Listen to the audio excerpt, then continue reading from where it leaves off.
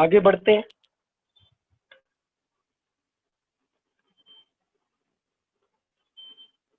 XO4 minus पर Hallett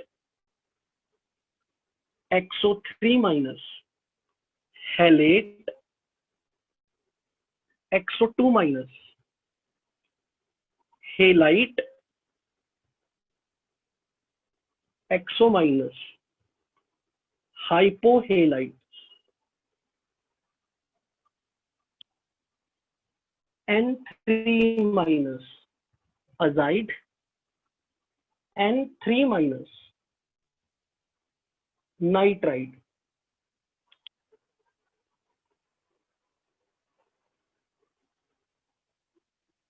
HS minus bisulphide XeO6 minus perxenate CN minus cyanide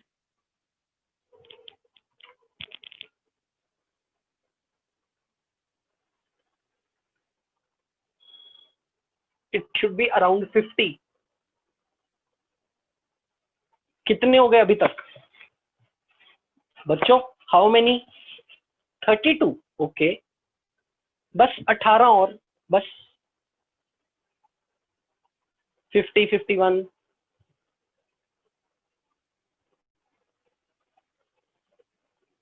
chapter का नाम नहीं है, चैप्टर का नाम लिखो basics of chemistry.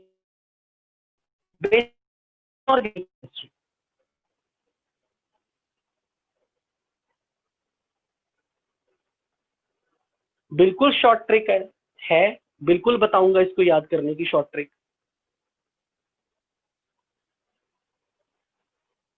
So Si2O76 minus pyrosilicate, second column erase कर दूं? सेकेंड कॉलम लिख लिया, second column. Okay,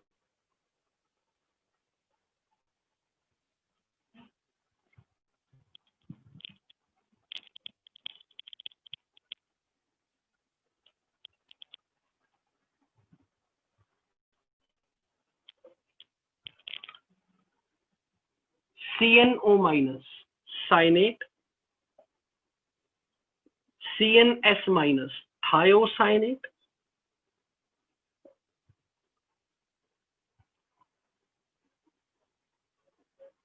C22 minus acetylide C34 minus propylide और अलाइलाइड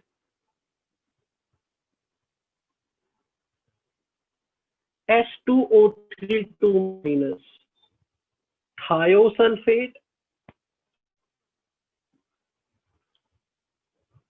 S4O62 minus tetrathionate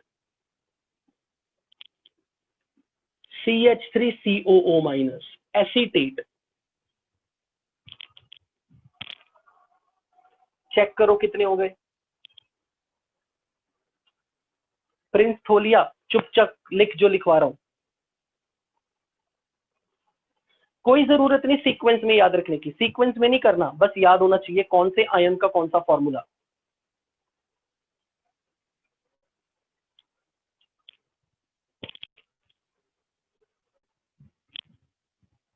VO43 minus वेनेडेट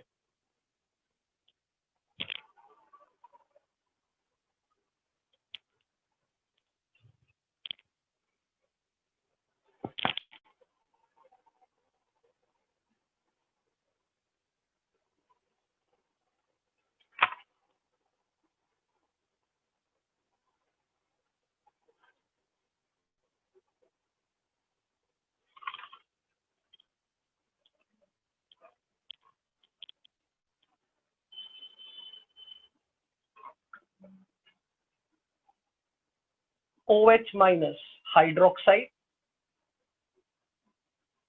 O22 minus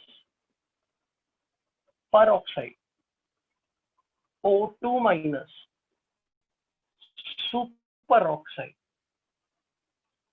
O3 minus ozonide,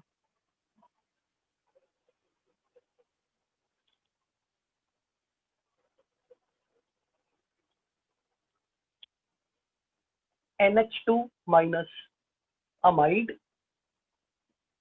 NH minus 2 ईमाइड,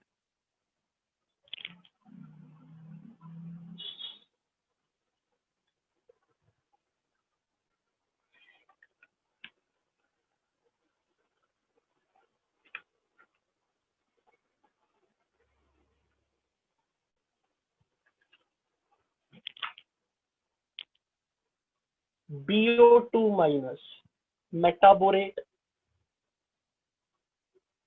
AlO2 minus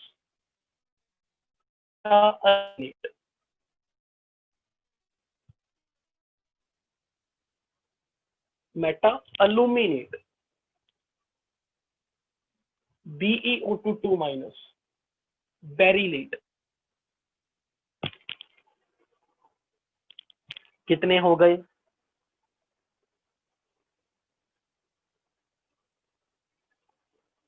52 हो भी गए।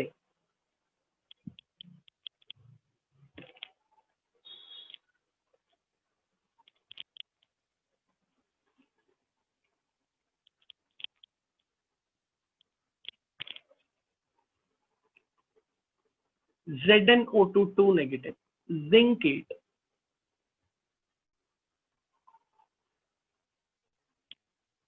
हो सकता है एक आध रिपीट हो गया हो शायद, बस खत्म, इतने ही है।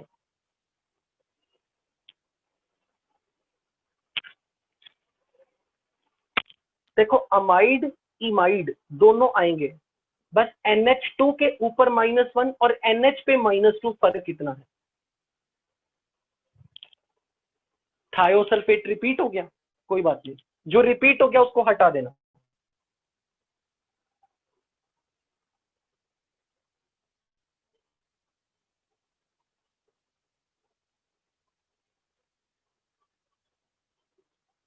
These all are more than enough for 11th 12th combined.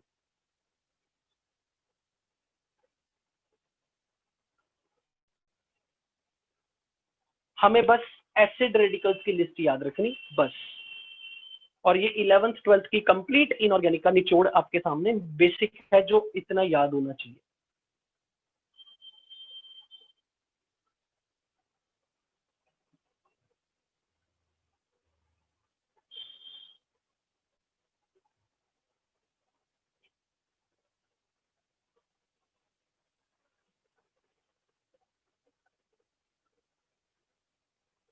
This is all enough.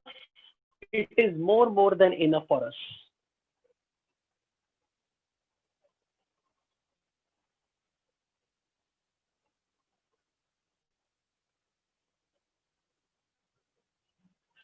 Note करने के बाद मुझे मैसेज करो, yes I have noted.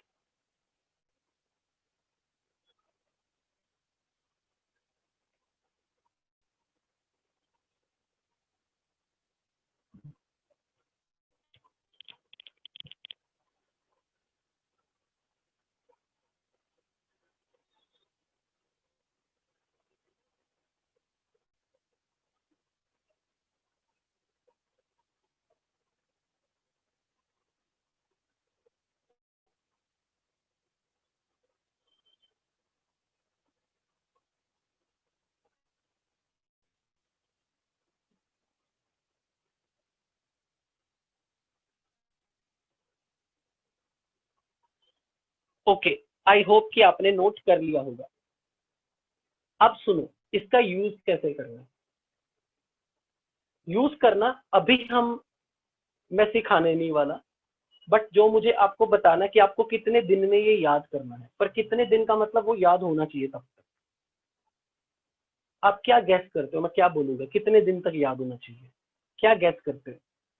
Gas, 1 दिन, 3 दिन, 4 महीने, वाह, 15 दिन, 1 वीक, फुल ईयर, 5 ईयर, 5 साल तुम तैयारी करोगे,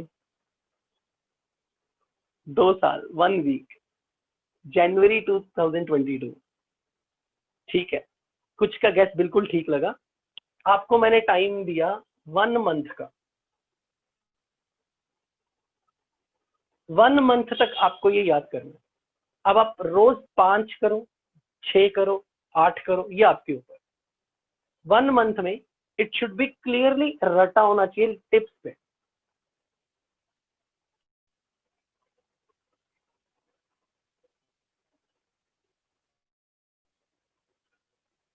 बच्चों की जान लोगे क्या? जान तो तुमने उसी दिन अपनी दे दी थी जिस दिन डिसाइड किया था कि मैं साइंस पढ़ूंगा। बच्चों की जान लोगे? बिल्कुल। तो ये आपको 1 मंथ के में याद करना है, पर ऐसा याद होना चाहिए कि फिर 2 साल में आपको रिवाइज करने की जरूरत ना पड़े। कि सड़क पे चलते भी कभी कोई पूछ ले ना व्हाट इज थायोसल्फेट, तो उसको तुरंत आए H2O3 2-। जैसे किसी ने पूछा आपसे ऑक्सालेट, C2O4 2-। इस टाइप का रट्टाफिकेशन मेरे को चाहिए, लाइक गंदा वाला मगअप। जैसे किसी ने भी पूछ लिया आपसे चलते हुए अमाइड NH2-। किसी ने पूछ लिया अजाइड N3-। तो आपने अपने छोटे भाई बहनों को भी आज से ये सिखा देना। उसको लगेगा नहीं ये क्या होता है मुझे नहीं पता, उसको प्यार से बोल देना ये नाइट्रोजन होता है, ये ऑक्सीजन होता है, नाइट्रेट NO3- होता है। बस ऐसे ही याद कर ले। जैसे एक मंत्र दे दिया ना, चल रट रट रट रट, वो मंत्र पढ़ते पढ़ते बेचारा आपको दुआएं देगा 2 साल बाद। चलो अब हम आगे बढ़ रहे हैं। असली चैप्टर जिसके लिए बच्चे बेताब हो रहे हैं, पीरियोडिक क्लासिफिकेशन कब स्टार्ट होगा। So now going to start periodic table. But definitely on the serious note, जब मैंने आपको बोला ना कि भाई ये याद करना है, तो really it means a lot, it means a lot. पर इसकी ट्रिक अभी नहीं दूंगा, पहले आप याद करो, क्योंकि ट्रिक का फ्लेवर तभी आएगा जब पहले याद। हालांकि तब आप बोलोगे तब ट्रिक का क्या फायदा। नहीं, ऐसे ही फायदा है, मुझे पहले रटवाना है उसके बाद ट्रिक दूंगा, ताकि जब आप याद कर लोगे ना, दिमाग में जोर लग गया, दिमाग में चला गया बहुत कुछ, उसके बाद ट्रिक आपको हेल्प करेगी उसको रिटेन रखने की through out the long time.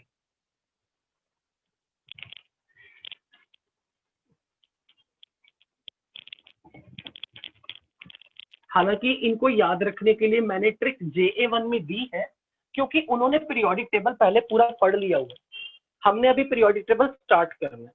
जब हमें भी पीरियोडिक टेबल स्टार्ट हो जाएगा, हमारा पीरियोडिक टेबल खत्म होने के बाद basic inorganic nomenclature chapter start हो जाएगा, तब मैं आपको जरूर ट्रिक भी दे दूंगा, क्योंकि तब तक हम रेडी हो चुके होंगे, माइंड इन एलिमेंट्स को सुनने के लिए तैयार हो चुका होगा।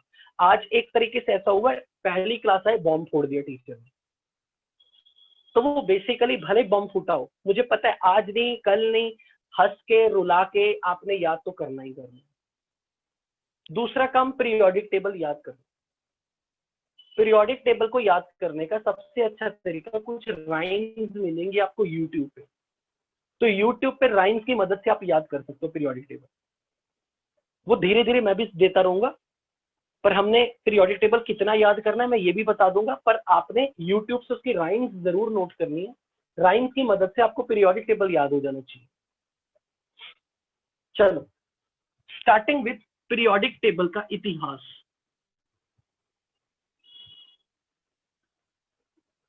Periodic classification of the elements. Periodic table पे आने से पहले हमने स्कूल एग्जाम के लिए हमने कुछ यहाँ पर चीजें नोट करनी है जो एग्जाम पॉइंट ऑफ व्यू से जरूरी है स्कूल के में लिखने के लिए। स्क्रीन ब्लर की जाए कह रहे हैं बच्चे, क्या ये बात सही है? नितेश बोल रहा है स्क्रीन ब्लर है, पर मुझे लग रहा है सब सही होना चाहिए। Is that all okay? सही है, ओके ठीक है। तो सबसे पहले पीरियोडिक टेबल की शुरुआत कैसे बनी? ये एक दिन में नहीं बना पीरियोडिक टेबल। पीरियोडिक टेबल बनने में बहुत साल लगे। पीरियोडिक टेबल बनने में बहुत साल लगे बच्चों, उसमें बहुत सारे साइंटिस्ट ने हेल्प की। तो उसमें सबसे पहले पहले तो पीरियोडिक टेबल की जरूरत क्यों पड़ी? आज हमारे पीरियोडिक टेबल की जरूरत क्यों है? बेसिकली पीरियोडिक टेबल एक ऐसा तरीका है, एक अरेंजमेंट का तरीका है, ताकि जिन एलिमेंट्स की प्रॉपर्टीज एक जैसी हैं उनको हम एक कॉलम में कर दें। सो बेसिकली पीरियोडिक टेबल में डिफरेंट एलिमेंट्स को उनकी प्रॉपर्टीज के आधार पे बड़े सिस्टमेटिक तरीके से अरेंज किया गया। फॉर एग्जाम्पल मान लो मैंने आपके सामने ऐसे नंबर लिख दिए 1 2 3 4 5 6 7 8 1 2 3 4 5 6 7 8 9 10 11 12 13 14 15 16 और मैंने कहा चलो इनको एक अच्छे से तरीके से अरेंज करो। तो आपने ऐसा बोला 1 2 3 4 5 6 7 8 and then say 9 10 एंड मैंने फिर ये नंबर 11 मिस कर दिया, 13 भी मिस कर दिया, 15 भी मिस कर दिया, 18 दे दिया और फिर मैंने आपको 20 नंबर भी दे दिया और मैंने 7 नंबर भी मिस कर दिया। तो आपने क्या किया, एक दिमाग लगाया कि 1 2 3 4 5 6 8 9 10 है, 11 नंबर मिसिंग है, 12 नंबर को 2 के टेबल में रख देते हैं ताकि ये 2 से डिविजिबल है, ऐसी थॉट लगा दी।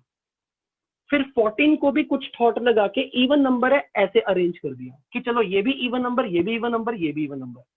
फिर किसी बच्चे ने एक और दिमाग लगाया कि नहीं 12 तो 3 के टेबल में भी आता है, यहां लगा देते हैं। किसी बच्चे ने 12 यहां लगा दिया, किसी ने कहा नहीं मैं तो 6 के टेबल पे लगाऊंगा क्योंकि 6 to the 12 भी आता है। 16 को अरेंज करने के लिए किसी ने बोल दिया कि 8 के नीचे रखते हैं क्योंकि 8 के साथ ये डिविजिबल है, 16 8 के टेबल में आएगा। किसी ने 10 नंबर को 5 के नीचे रख दिया कि 5 का कोई मल्टीपल है 10। इसी तरह 4 नंबर के नीचे किसी ने बोला 8 यहां क्यों रख रहे हो, यहां रख लो। पर हर बंदे ने अपना अपना दिमाग लगाया, पर उन्होंने एक पैटर्न बनाने की कोशिश की, इस नंबर को ऐसे रखो, इस नंबर को ऐसे रखो। फिर एक पूरा टेबल की फॉर्म में आपने जब नंबर को अरेंज किया इस आधार पर कि जो एक ही कॉलम में आ रहे हैं उनमें कुछ सिमिलरिटी है, उनमें कुछ समानता है। तो बेसिकली डिफरेंट एलिमेंट्स को उनकी प्रॉपर्टीज के आधार पे सिस्टमेटिक तरीके से कॉलम में अरेंज करना। कॉलम का मतलब vertical column, this is column number 1, column number 2, column number 3, column number 4। So different elements को उनकी प्रॉपर्टीज के आधार पे सिस्टमेटिक तरीके से अरेंज करना, और इस तरीके से अरेंज करना कि एक कॉलम के अंदर जितने एलिमेंट्स आए वो उनकी प्रॉपर्टी सेम है, कि एक को पढ़ो उसके नीचे वाले की प्रॉपर्टीज मैचिंग हुई। So that was the requirement to study different elements in a systematic way. अगर कोई पूछे why we need periodic table, मैं कहूंगा पीरियोडिक टेबल इसलिए चाहिए, इतने सारे एलिमेंट्स हैं, उन एलिमेंट्स की इतनी प्रॉपर्टीज हैं, एक एलिमेंट की प्रॉपर्टीज पढ़ने में एक एक साइंटिस्ट अपनी पूरी जिंदगी लगा देता है। तो क्या हम सारे एलिमेंट्स के लिए पूरी जिंदगी बस यही काम करते रहेंगे? नहीं। तो एक ऐसा तरीका ढूंढा जाए कि एक कॉलम के अंदर अगर एलिमेंट है ना, एलिमेंट ए बी सी, तो अगर आपने ए को पढ़ लिया तो समझ लो कि आपने बी सी को भी पढ़ लिया, मतलब इनकी प्रॉपर्टीज भी अपने ऊपर वाले एलिमेंट के साथ मैच करती हो जो एक ही कॉलम में आ जाए। So basically what is periodic, what is the need of periodic classification? Why do we need periodic table? We need periodic table, we need a way to study properties of different element in a systematic way.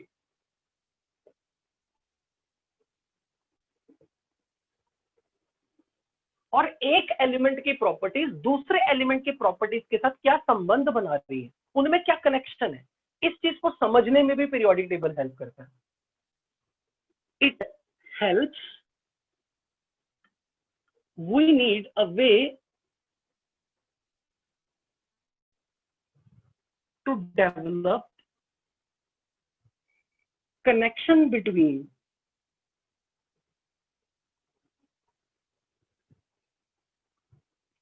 properties. We need a way to understand connection between the properties of different elements.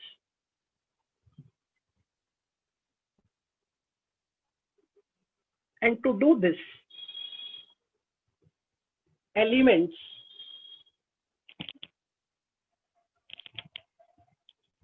should be arranged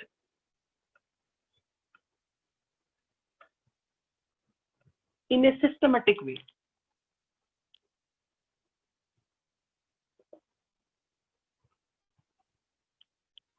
And that's the need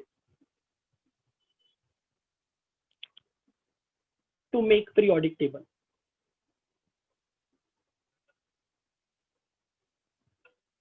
elements की properties को आसान तरीके से, systematic तरीके से पढ़ने के लिए उन एलिमेंट्स को अरेंज होना बहुत जरूरी है, और उन एलिमेंट्स का एक systematic arrangement, that is we call it as periodic table. और हमें यह भी जरूरी है समझना, किसी एक एलिमेंट की प्रॉपर्टीज किसी दूसरे एलिमेंट की प्रॉपर्टी से क्या मैचिंग तो नहीं है, एक एलिमेंट की प्रॉपर्टीज का दूसरे एलिमेंट की प्रॉपर्टी से क्या संबंध है, ये जानने के लिए जरूरी है एलिमेंट्स को सिस्टमेटिक तरीके से अरेंज करो। And for that first attempt was made by Dobereiner, scientist का नाम।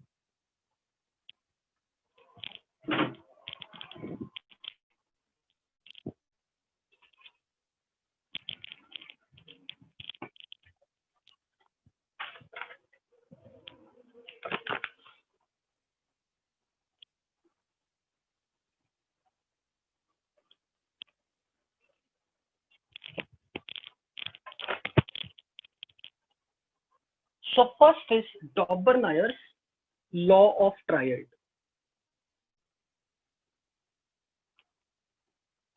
डिफरेंट साइंटिस्ट ने पीरियोडिक टेबल को बनाने में योगदान दिया। ये एक दिन का काम नहीं था, ये बहुत सालों का था। तो अब सिर्फ हम नोट्स बनाते जाएंगे, साथ में लिखते जाएंगे। सो पॉइंट इज दिस कि सबसे पहली अटेम्प्ट डॉबरनायर की थी। हालांकि इससे पहले भी एक साइंटिस्ट था प्राउस्ट, उसने भी पीरियोडिक टेबल को, डिफरेंट एलिमेंट्स को पढ़ने के लिए एक कोशिश जरूर की थी। उसका नाम मैंने जस्ट बताया कि इंफॉर्मेशन। बट हम जो करने वाले हैं that is history of the periodic development. So Proust, Lavoisier, they were scientist जिन्होंने बहुत अच्छा काम स्टार्ट किया था।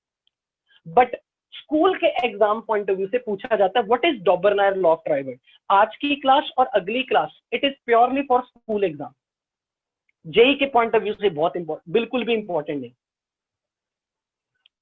So Doberbnier law of triad says what he did, he arranged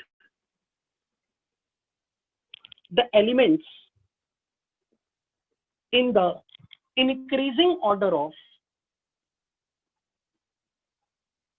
atomic mass,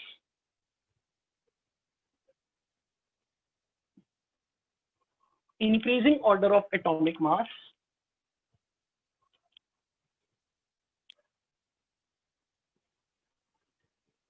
and he grouped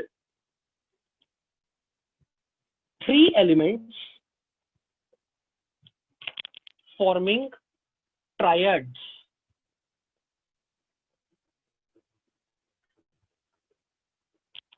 Such that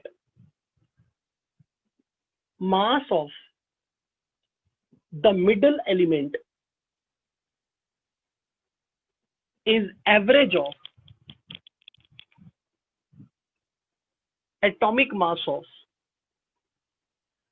first and third element.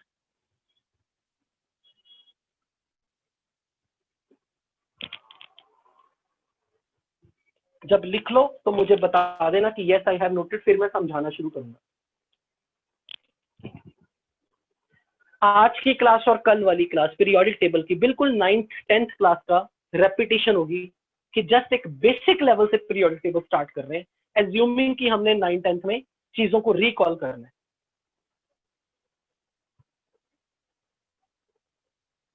So this is all in your important for your school level exam, तो हमें वहां पर ये लिख के आना है। सो डॉबरनायर ने क्या क्या किया, डॉबरनायर ने एलिमेंट्स को increasing order of atomic mass में अरेंज किया।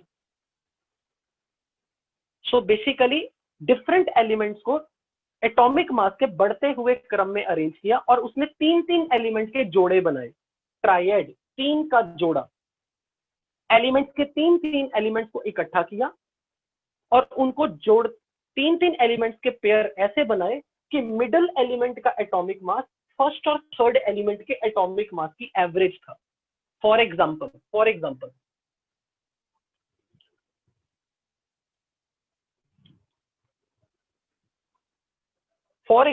अगर मैं बात करूं लिथियम, सोडियम, पोटाशियम। लिथियम का एटॉमिक मास है 7, पोटाशियम के लिए 39, और अगर मैं 39 और 7 का एवरेज निकाल लूं, this becomes 46 by 223 and that is the mass of sodium. तो मैं बोलूंगा yes, lithium, sodium, potassium form triad. कई बार अगर कोई क्वेश्चन ऐसे पूछे क्या ये तीन एलिमेंट ट्रायड बनाते हैं, इसका मतलब है क्या ये डॉबरनायर की स्कीम को फॉलो कर रहे हैं। डॉबरनायर की स्कीम है कि अगर फर्स्ट और थर्ड एलिमेंट के मास का एवरेज निकालो, वो मिडिल एलिमेंट का मास बनना चाहिए। So let's say for example अगर किसी ने बोला कैल्शियम, स्ट्रोंशियम, बेरियम। कैल्शियम का मास है 40, बेरियम का मास है 137.5। तो 30, 40 और 137.5 का एवरेज अगर मैं देखूं तो ये नंबर बनता है 177.5 by 2, this is 8, this is 7, 87.25। जबकि स्ट्रोंशियम का मास नियरली 88 के बराबर है, जो कि इस नंबर के काफी क्लोज है। This is 87.25। चेक, कैलकुलेशन ठीक की मैंने।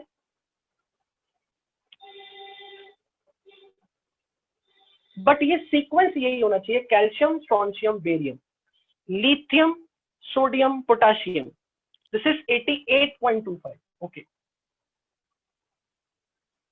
88 this is 88.75. So this is basically nearly 88, which is true. So first और थर्ड एलिमेंट के मास की एवरेज मिडिल एलिमेंट का मास आपने बोला है यस, दे फॉर्म ट्रायड। कौन सा ट्रायड? ट्रायड का मतलब जोड़ा। और देखो मास नंबर इंक्रीजिंग ऑर्डर में, छोटा मास, बड़ा मास, बड़ा मास। इसी को बोलते हैं डॉबरनायर ने कोशिश की एलिमेंट को बढ़ते क्रम में मास के, एटॉमिक मास के बढ़ते क्रम में अरेंज किया। इस तरीके से अरेंज किया कि फर्स्ट और थर्ड एलिमेंट का मास का एवरेज सेकंड मिडिल एलिमेंट के मास के साथ मैच होना चाहिए। फॉर एग्जांपल अगर मैंने आपको ये बोला क्लोरीन, ब्रोमीन, आयोडीन। क्लोरीन का मास है 35.5, ब्रोमीन का 80, आयोडीन का 127, और आपको ये बोला है check is it triad.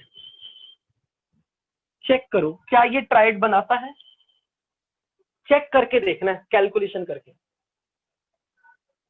So triad word very important, क्योंकि नाम में ये लॉ ऑफ ट्रायड है। क्या ये ट्रायड बनाता है? अगर उसका मास इसके काफी क्लोज आसपास है तो हम कहेंगे हाँ ये ट्रायड बनाता है।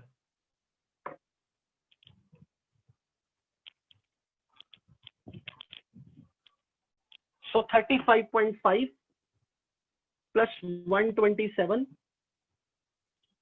162.5 का एवरेज विच इज 81.25, तो it's close number two this. चलेगा, चलेगा। So yes, it will form A triad. इसके आसपास भी आ गया, एग्जैक्ट भी आ गया चलेगा, थोड़ा आसपास आ गया तो भी चलेगा, इट फॉर्म्स ट्रायड। पर अगर कोई ये पूछे फ्लोरीन, क्लोरीन, ब्रोमीन, अब चेक करो, फ्लोरीन का मास नंबर 19, क्लोरीन का 35.5, ब्रोमीन का 80, क्या ये ट्रायड बनाता है? चेक करो, चेक करो क्या ये ट्रायड बनाएगा, कैलकुलेशन करके देखना है।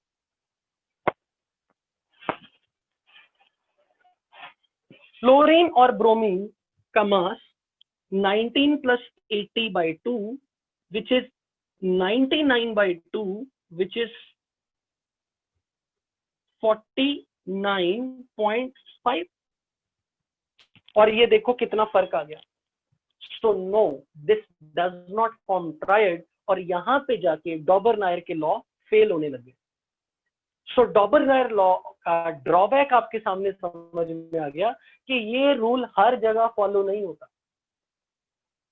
सो पॉइंट ऑफ दिस, अगर आपसे किसी ने पूछा डॉबरनायर लॉ का ड्रॉबैक है, हाँ, पहली बात तो डॉबरनायर के टाइम पर सारे एलिमेंट्स तो हमें मिले ही नहीं थे, उस जमाने में इतने सारे एलिमेंट्स तो मिले ही नहीं थे। तो दूसरा पॉइंट ये बनता कि Dobereiner could not arrange all the elements in form of triad, क्योंकि अगर उसका ये स्कीम हर ट्राइड पे वैलिड हो तो एक फिक्स पैटर्न होता, जबकि आज के जमाने में पीरियोडिक टेबल में फ्लोरीन क्लोरीन ब्रोमीन वो एक ही कॉलम में है आज के जमाने में। और अगर फ्लोरीन क्लोरीन ब्रोमीन एक ही कॉलम में है और तो फ्लोरीन और ब्रोमीन का ट्राइड क्लोरीन के मास से मैच नहीं हो रहा, यानी कि जब किसी एलिमेंट का मास नंबर बहुत छोटा होता है और किसी का बहुत बड़ा होता है, तो जब दो एलिमेंट्स के छोटे मास और बड़े मास में बहुत अंतर आएगा तब उसका एवरेज मिडल एलिमेंट के मास के साथ मैच नहीं करेगा। This is the drawback of Dobereiner law of triad. तो अब हम इसका ड्रॉबैक लिखेंगे। The drawback is he could not arrange all the elements known till his time। उसके जमाने के जितने भी एलिमेंट्स उस टाइम तक हमें दिखे थे उनको वो ट्रायड की फॉर्म में अरेंज नहीं कर सका, because certain triads do not follow the trend. कौन सा ट्रेंड? ट्रेंड ये कि मिडल एलिमेंट का मास फर्स्ट और थर्ड का एवरेज है। इस ट्रेंड को कुछ ट्रायड फॉलो नहीं कर सके।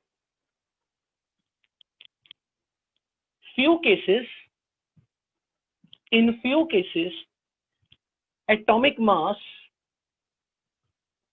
of middle element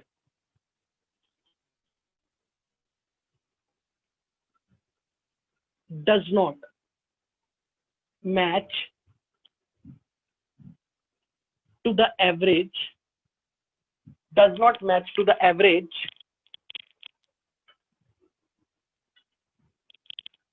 of first and third element।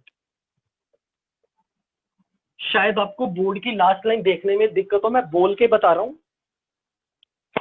Because certain triads do not follow the trend। कौन सा trend? in few cases atomic mass of the middle element does not match to the average।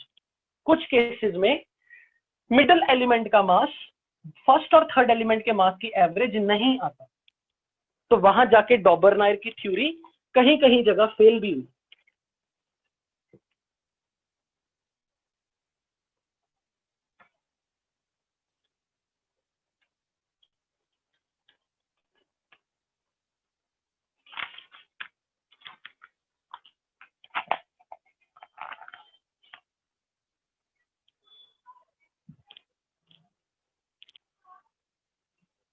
Now next attempt किसने की?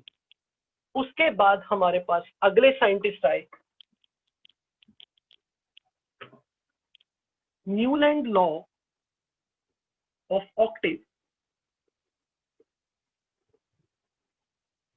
Newland law of Octave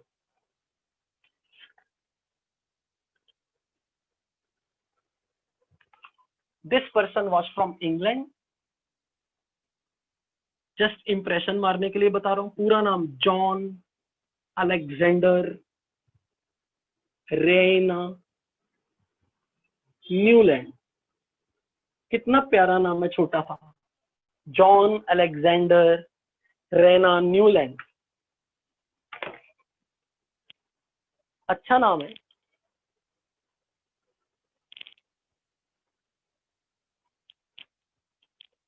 चलो हम इसके नाम के आगे प्रीफिक्स लगा, the John Alexander Reina Newland, जैसे हॉलीवुड मूवी का नाम होता है। तो अगर यही हमारे इंडिया में, शुक्र है वो नहीं आया, नहीं तो हमारे इंडिया वाले उसका नाम रख देते श्री श्री श्री श्री संत जी 1024 महाराज जॉन अलेक्जेंडर राइना न्यूलैंड, सोचो ऐसा नाम रखा होता।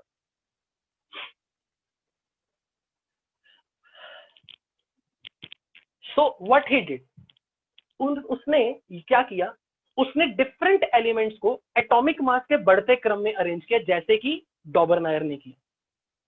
सो जैसे डॉबरनायर ने डिफरेंट एलिमेंट्स को बढ़ते हुए एटॉमिक मास के क्रम में अरेंज किया, ठीक उसी तरह न्यूलैंड ने भी किया। पर उसने उस टाइम तक जितने भी उस टाइम तक के एलिमेंट्स थे उनको एटॉमिक मास के बढ़ते क्रम में अरेंज किया और एक पैटर्न पाया। What was that pattern? Basically it's octet, we should use octet, क्योंकि 8 का सेट था। Let's say for example lithium, sodium, lithium, beryllium, boron, carbon, nitrogen, oxygen, fluorine, sodium, magnesium, aluminium, silicon, phosphorus, sulfur, chlorine, and then scandium, calcium. उस time तक के जितने भी elements थे उसने उन एलिमेंट्स को एटॉमिक मास के बढ़ते क्रम में देखा, और लेकिन उस टाइम तक नोबल गैसेस डिस्कवर नहीं हुई थी। इसलिए मैंने आर्गन नहीं लिखा, इसलिए मैंने नियॉन नहीं लिखा, इसलिए मैंने हीलियम नहीं लिखा। उस टाइम तक noble gases were not discovered. लेकिन उसने एक चीज देखा कि एलिमेंट्स को जब हम बढ़ते हुए मास के क्रम में अरेंज करते हैं, इसका मास सबसे छोटा, इसका मास ज्यादा और ज्यादा और ज्यादा और ज्यादा और ज्यादा, उसने देखा फर्स्ट एलिमेंट की प्रॉपर्टी 8th एलिमेंट से मैच हो रही है। लिथियम की प्रॉपर्टीज 8th एलिमेंट सोडियम से मैच हो रही है। बेरिलियम की प्रॉपर्टीज मैग्नीशियम, यानी कि 1 2 3 4 5 6 7 8, लाइक म्यूजिकल नोट में सारे गामा पा धा नी सा, जैसे सा रे गा मा पा धा नी, 7वें के बाद 8वां सुर साफ ई आएगा। तो बेसिकली उसने जैसे म्यूजिकल नोट्स में जो पैटर्न होता है, कह रहा वैसे ही कुछ पैटर्न दिख रहा है कि भाई एवरी फर्स्ट एलिमेंट की प्रॉपर्टीज 8th एलिमेंट से मैच करती है, सेकेंड एलिमेंट की प्रॉपर्टीज 9th एलिमेंट से मैच कर रही है, और 9th एलिमेंट सेकेंड एलिमेंट से 8 स्टेप दूर है, 1 2 3 4 5 6 7 8। तो एलिमेंट्स को इंक्रीजिंग ऑर्डर में अरेंज करते हुए उसने एक पैटर्न बना दिया। उसने सोचा शायद एलिमेंट्स की जो प्रॉपर्टीज हैं, जिन एलिमेंट्स की प्रॉपर्टीज मैच कर रही हैं, they should be arranged in the same column. Sodium, magnesium, aluminium, silicon, phosphorus, sulfur and chlorine. And then potassium, calcium. तो जो एक ही कॉलम के अंदर आ गए उनकी प्रॉपर्टीज मैच हो रही है। He said इनकी प्रॉपर्टीज सेम है, एक जितने भी हमने ये कॉलम बनाए, पर उसने इन एलिमेंट्स को एटॉमिक मास के बढ़ते क्रम में अरेंज किया, और एक कॉलम में जो एलिमेंट्स आ रहे हैं उनकी प्रॉपर्टीज मैच कर रही हैं, और दूसरा फर्स्ट एलिमेंट की प्रॉपर्टीज 1 2 3 4 5 6 7 8th एलिमेंट से मैच हो रही हैं। इसीलिए ये ऑक्टेट वर्ड आया कि 8वें एलिमेंट की प्रॉपर्टीज फर्स्ट एलिमेंट से मैच, 9वें एलिमेंट की प्रॉपर्टीज सेकेंड से मैच, थर्ड एलिमेंट की प्रॉपर्टीज 10th से मैच, लाइक 3 4 5 6 7 8 9 10। पर इससे संबंध देखो तो 1 2 3 4 5 6 7 8। So every 8th element has properties matching to the first. So what he did, he arranged the elements in increasing order of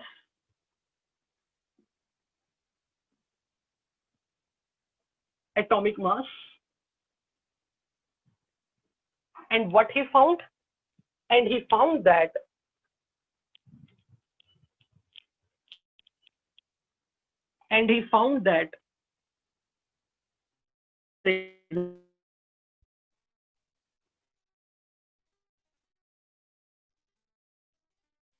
in the properties of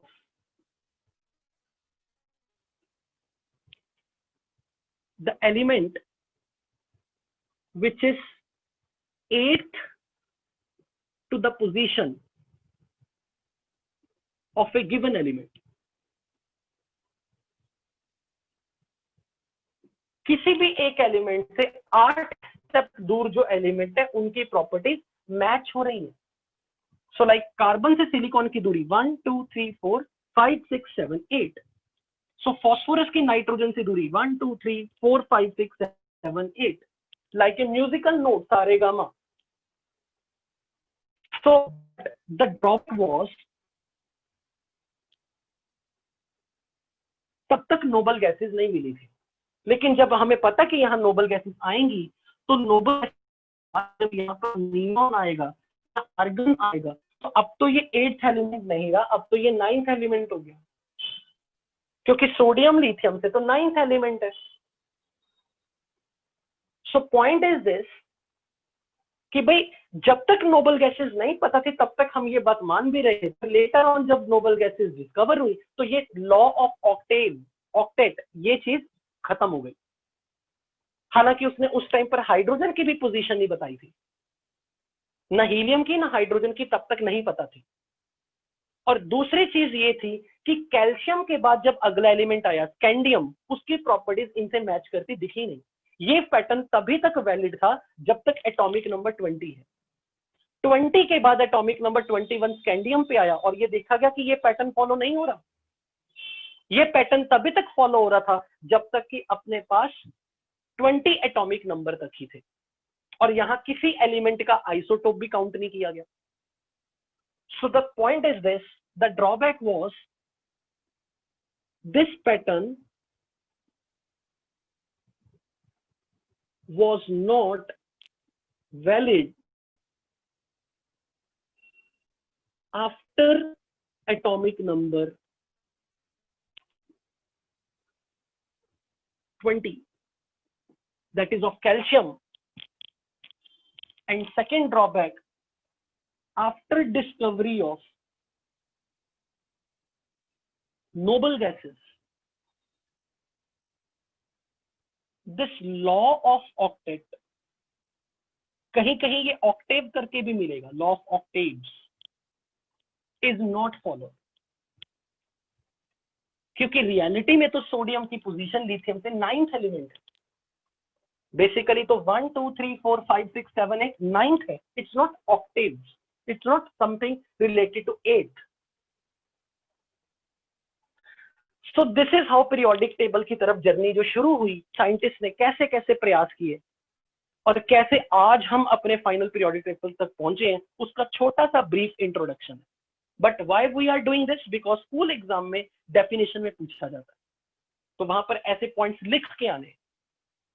and obviously all elements were not following this trend, जो कि डॉबरनायर के law में भी देखा गया, Newland के law में भी देखा गया।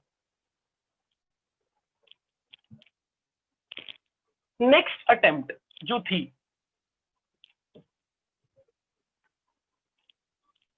next attempt was made by Lothermeyer.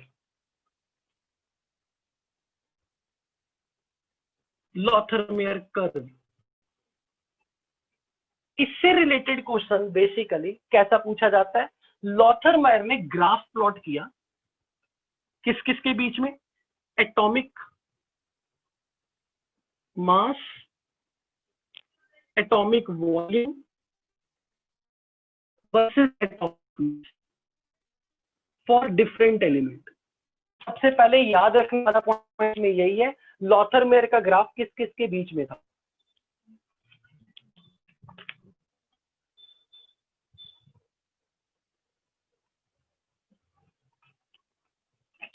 कई बार क्वेश्चन ऐसा भी पूछा जा सकता है कि लॉथरमेयर का ग्राफ किस किस के बीच में प्लॉट किया गया, atomic volume versus atomic mass, और ये ग्राफ कुछ ऐसा आया।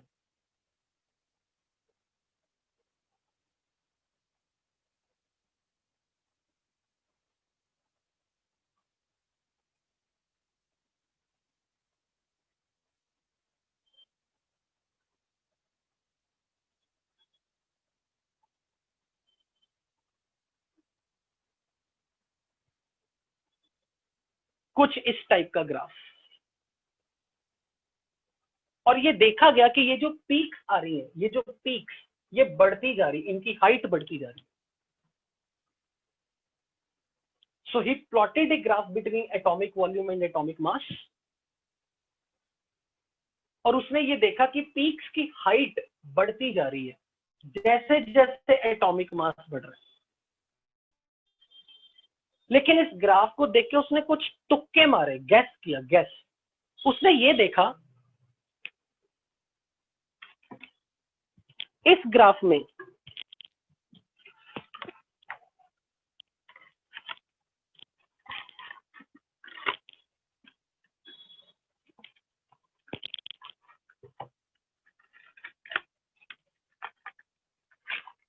what he observed atomic volume versus atomic mass का ग्राफ, और उसने देखा इसकी जो पीक पे जो एलिमेंट्स आ रहे हैं,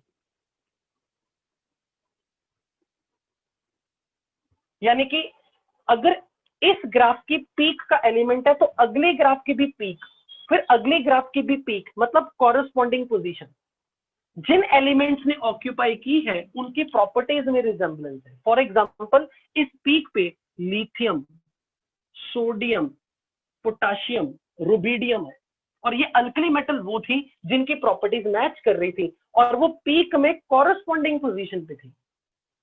फॉर एग्जांपल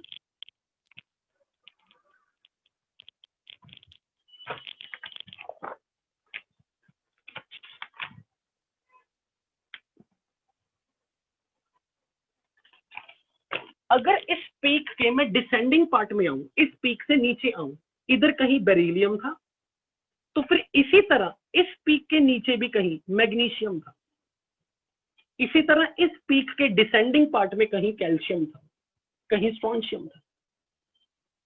मतलब अगर इस पीक की डिसेंडिंग पोजीशन में ग्रुप नंबर 2 के एलिमेंट है बेरिलियम, तो फिर अगली पीक की डिसेंडिंग पोजीशन में भी जो एलिमेंट है इनकी प्रॉपर्टीज में कुछ समानता है। कैल्शियम की समानता मैग्नीशियम से देखी गई, स्ट्रोंशियम की समानता कैल्शियम से देखी गई। फॉर एग्जांपल अगर इस पीक का असेंडिंग पार्ट देखो, असेंडिंग, यहां अगर फ्लोरीन है तो फिर यहां कोई हेलोजन फ्लोरीन था, यहां ब्रोमीन थी, आयोडीन थी। मतलब पीक के कॉरेस्पॉन्डिंग पॉइंट्स पर जो एलिमेंट्स आ रहे हैं उनकी प्रॉपर्टीज मैच करती दिख रही। So he found that, so he plotted a graph between atomic volume versus atomic mass, and what he concluded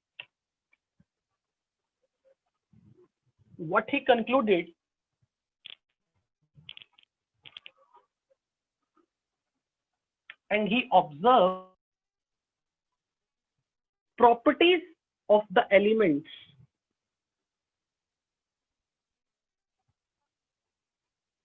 which are at similar position in respective curve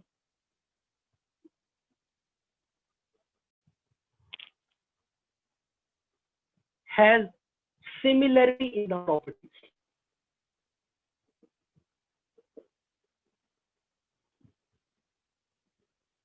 For example, height of the peak in every graph, every curve is occupied by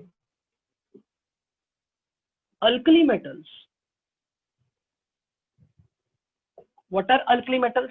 Lithium, sodium, potassium, rubidium. Jin elements ने peak occupy की वो सब वो है जिनकी properties match कर रही है।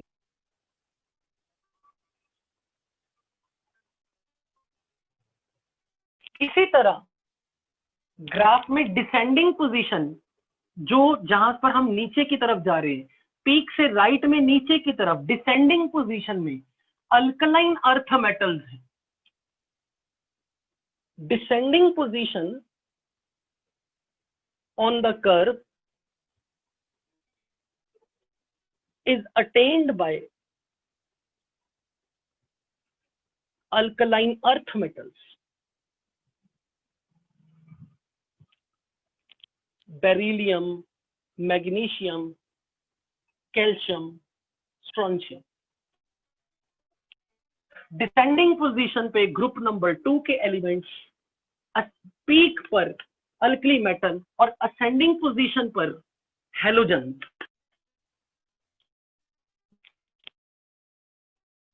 Can I erase this point बच्चों, ऊपर वाला पैराग्राफ?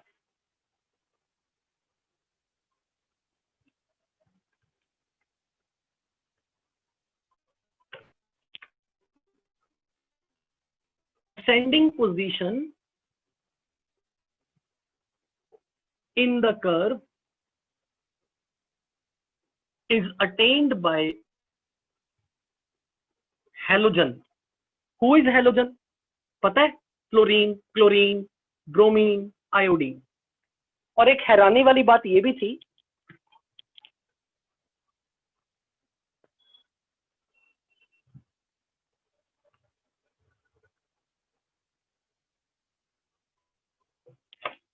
इनके ये जो ट्रफ थे जहां डिप आती है बॉटम, यहां पर ट्रांजिशन एलिमेंट थे।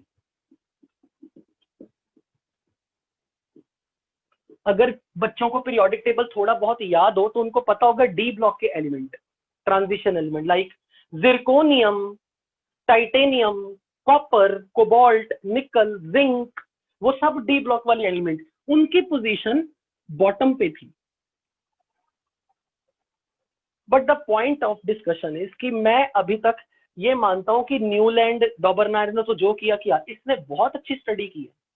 कम से कम इससे ये तो आइडिया लगा जिन एलिमेंट्स की पोजीशन बिल्कुल डाउन है उनमें कुछ ना कुछ सिमिलैरिटी है, जिनकी पोजीशन असेंडिंग पर है उनकी कोई सिमिलैरिटी है, और जिनकी डिसेंडिंग है उनकी अपनी कोई सिमिलैरिटी है। बट इतने सारे एलिमेंट्स जो उसने उस टाइम पर ढूंढे, सबका एटॉमिक मास से एटॉमिक वॉल्यूम मेजर किया, ग्राफ बनाया, it's a really very challenging task. But अगर मैं अभी तक से पूछूं ना आपको इस टॉपिक से रिलेटेड जेई में, मेंस में या एडवांस में क्या पूछा जाता है? आंसर है कुछ नहीं पूछा जाता। स्कूल में बहुत कुछ पूछा जाएगा। अभी तक जब कभी टेस्ट हुआ ना पीरियोडिक टेबल का तो बिल्कुल बेसिक लेवल का होगा। तो एक फेवरेट क्वेश्चन पूछी, मेरे को लगता पूछ लेंगे आप लोगों से, लॉथरमेयर के ग्राफ में वाई एक्सिस पे क्या था, लॉथरमेयर के ग्राफ में एक्स एक्सिस पे क्या था, असेंडिंग पोजीशन किसने अटेन की, डिसेंडिंग पोजीशन किसने अटेन की, बॉटम पर कौन था, हाइट पे कौन था। ये बिल्कुल फैक्चुअल क्वेश्चंस पूछे जाते हैं। This is just historical development of periodic table.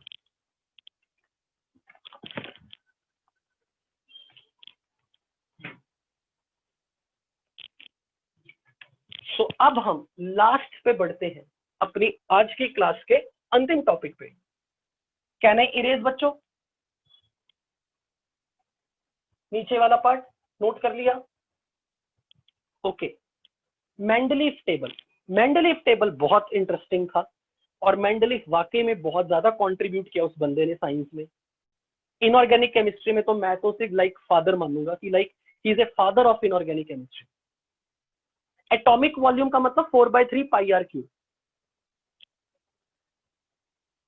लॉथरमेयर के कोई ड्रॉबैक नहीं थे, उसने कुछ ऐसी चीज बोली नहीं जो कॉन्ट्रेरी हो, उसने तो एक फिजिकल प्रॉपर्टी को मेजर किया कि एटॉमिक मास और एटॉमिक वॉल्यूम का क्या संबंध है। But I am pretty much sure आपको ये तो फील हो रहा होगा यार ये तो सारा 9th-10th वाला है, 9th-10th में पढ़ा होगा। मैं मान नहीं सकता कि आपने क्लासिफिकेशन ऑफ एलिमेंट 9th-10th में ना पढ़ा हो, उसमें ये सब आता है। तो हमारी आज की और अगली क्लास बिल्कुल इसी पर। थर्ड क्लास से जब हम मॉडर्न टेबल से स्टार्ट करेंगे ना तब आपको कुछ नया नया लगेगा 11th वाला।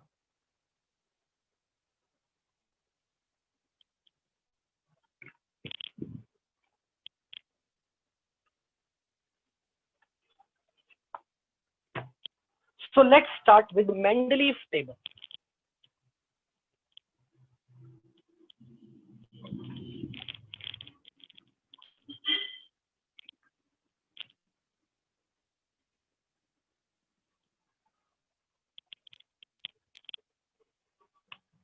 सो मेंडलीव्स पीरियोडिक टेबल, पहली बात एक चीज देखो, मैंने ये वर्ड यूज किया मेंडलीव पीरियोडिक टेबल, मैंने ये नहीं बोला लॉ, क्योंकि मेंडलीव पहला बंदा था, पहला बंदा इतने पुराने जमाने का जिसने पहली बार ये अंदाजा लगाया था कि एलिमेंट्स की प्रॉपर्टीज के आधार पे उनको कॉलम में टैबुलर फॉर्म में अरेंज किया जा सकता है। और अगर आप मेंडलीव की हिस्ट्री कहीं किसी बुक्स में, नॉवेल्स में पढ़ोगे ना, उसको ताश, मतलब ताश समझ तो कार्ड खेलने का बहुत शौक था। उसने कार्ड्स के बेसिस पे ये चीज थॉट डेवलप की कि एलिमेंट्स को एक सिस्टमेटिक तरीके में टैबुलर फॉर्म में अरेंज करते हैं। लाइक जैसे क्या बोलते हैं, मेरे को इंग्लिश वाले नाम नहीं पता, 4 तरह के कार्ड्स होते हैं ना, 4 तरह के कार्ड्स, एक इस साइन वाला कार्ड होता है, स्पेड्स, एस, हाँ जो नाम ले रहे हो, एस, स्पेड, ब्रिक। तो उसने जैसे बोला कि जैसे हम कार्ड्स में सेम डिजाइन वाले कार्ड्स को सेम पैटर्न में अरेंज करते हैं, तो एलिमेंट्स को भी तो इस पैटर्न में अरेंज कर सकते हैं। पर सिर्फ इस कार्ड के शौक के बेसिस पे उसने डिसीजन नहीं लिया था। बेसिकली उसने बहुत स्टडी की, स्टडी करने के बाद इस नतीजे पे पहुंचा था कि एलिमेंट्स, जिन एलिमेंट्स की प्रॉपर्टी सेम है ना, उनको सेम तरीके से सेम कॉलम में अरेंज किया जा सकता है। और मेंडलीव के टाइम पे टोटल 63 एलिमेंट्स नोन थे बस। उसने 63 एलिमेंट पर एक टेबल के फॉर्म में स्टडी की और उनको पहली बार सिस्टमेटिक वे में अरेंज किया।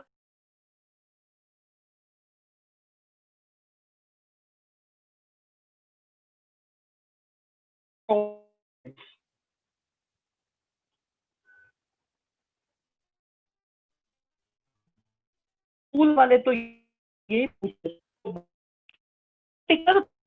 वर्टिकल कॉलम,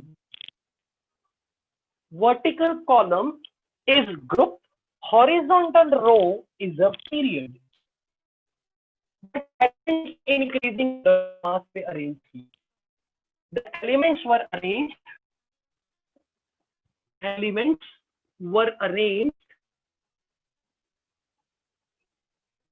in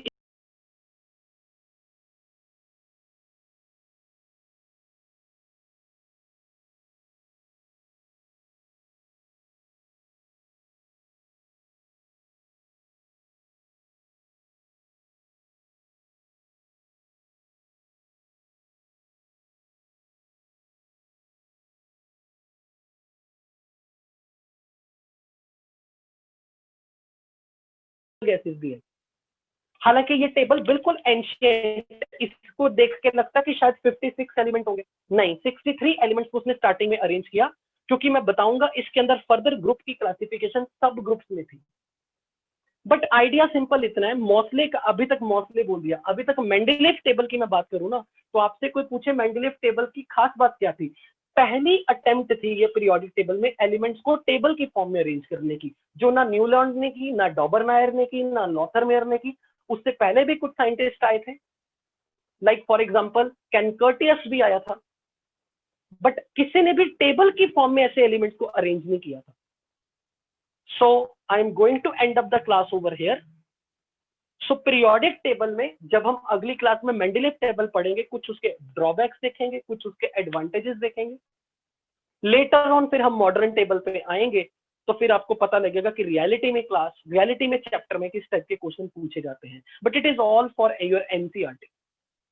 तो आप चाहो तो पीरियोडिक टेबल को एनसीईआरटी से एक एक दो दो पेज पढ़ने की कोशिश कर सकते हो। कुछ लगा कि याद करने वाला है तो वो मेरे से कंफर्म कर लेना। So thank you so much. Next class में हम इसी को कंटिन्यू करेंगे। Have a nice day ahead and let's enjoy inorganic for huge long time. छुट्टी, खेलो, मम्मी बुला रही, भूख लग रही होगी।